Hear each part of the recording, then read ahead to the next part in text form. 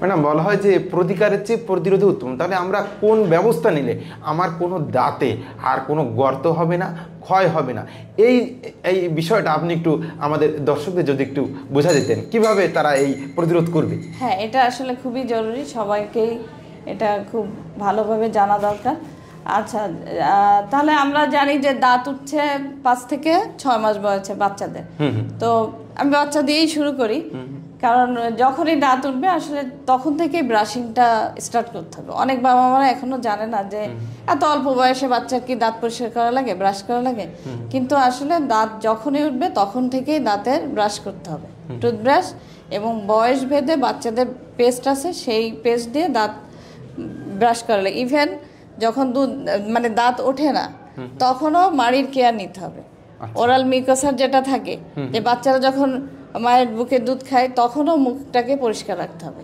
এবং early childhood caries বলে, যেটা 2-3 বছরে হয়ে যায়। সেই জন্য এই ক্ষেত্রে এই কেন হচ্ছে, এই যে ছোটবেলা থেকে এবং যখন ফার্স্ট বার্থডে বলে, মানে এখন রিসেন্টলি একটা ইন্টারন্যাশনালি এটা অ্যাকসেপ্টেড যে ফার্স্ট বার্থডেতে সে বাচ্চার দাঁত চেক আপ করাতে হবে। আচ্ছা। আর ইয়ারলি দাঁত চেক আপ করাতে হবে, ও প্রপারলি ওরাল হাইজিন মেনটেন করতে হবে। এখন আমরা ওরাল হাইজিন বলতে কি বুঝি, শুধু ব্রাশ করা। যদি আমরা রাতে ঘুমায় ব্রাশ করে ফেলি ঘুমানোর আগে, তখন সকালে উঠে আর ব্রাশ না করলেই চলে, সকালে নাস্তার পরে ব্রাশ করতে হবে। আচ্ছা। ব্রাশ করতে হবে এবং ফ্লসিং করতে হবে, ডেন্টাল ফ্লস।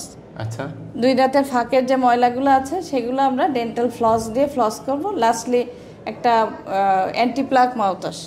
এই প্লাকের কারণেই তো মেইনলি দন্তক্ষয়টা হয়। প্লাকটাকে জমতে দেওয়া যাবে না দাঁতের সারফেসে।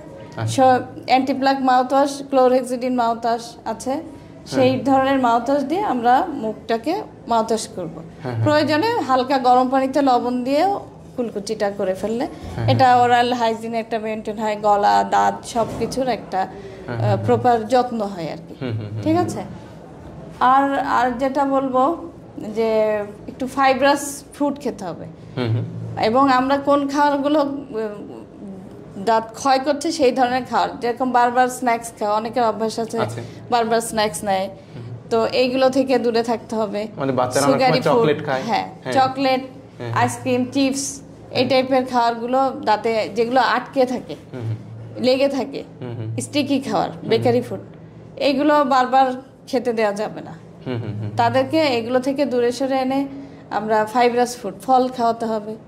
তারপর হচ্ছে আখ, মানে যেগুলো আগে তো আমরা সবাই খুবই আখ খেতাম, এই সব অভ্যাসগুলো আস্তে আস্তে বিল্ড আপ করতে হবে। এতে দাঁতের রক্ত চলাচল, হাড়ের স্ট্রাকচার, দাঁতের স্ট্রাকচার এগুলো অনেক ভালো থাকবে।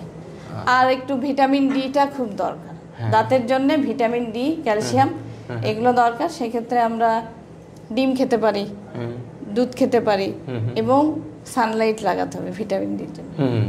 ইদানিং দেখা যাচ্ছে যে অনেক জার্নালে আসছে যে যার 2, 3 বা 4-এর অধিক ক্যারিজ আছে তাদের সিরাম ভিটামিন ডি লেভেল করে দেখা গেছে যে সবারই ইনএফিশিয়েন্ট লেভেল। এই জন্য ভিটামিন ডিটা সাপ্লিমেন্ট খেতে হবে বা রোদ লাগাতে হবে।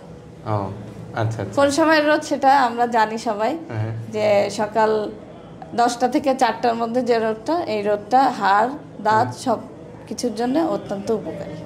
আচ্ছা, ধন্যবাদ ম্যাডামকে, অনেক অসংখ্য গুরুত্বপূর্ণ তথ্য আমরা জানলাম। আমরা এত সময় ছিলাম ডাক্তার তানিয়া সুলতানা, ওরাল এবং ডেন্টাল সার্জন, খুলনা মেডিকেল হাসপাতাল, chief consultant, your dental, Sonadanga, Khulna. Madam দীর্ঘদিন ধরে এই দক্ষিণ পশ্চিম অঞ্চলের মানুষের দন্ত সংক্রান্ত সমস্যা, দাঁতের বিভিন্ন সমস্যা নিয়ে চিকিৎসা দিয়ে আসছেন, অপারেশন করে আসছেন। ম্যাডামের সুস্থতা কামনা করি, দীর্ঘ জীবন কামনা করি, পরিবারের মঙ্গল কামনা করি। ম্যাডামকে অসংখ্য ধন্যবাদ।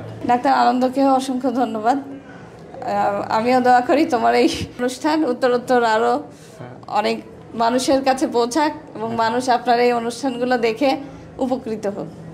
অসংখ্য ধন্যবাদ। ধন্যবাদ ম্যাডামকে, সবাইকে সাথে থাকার জন্য অসংখ্য ধন্যবাদ।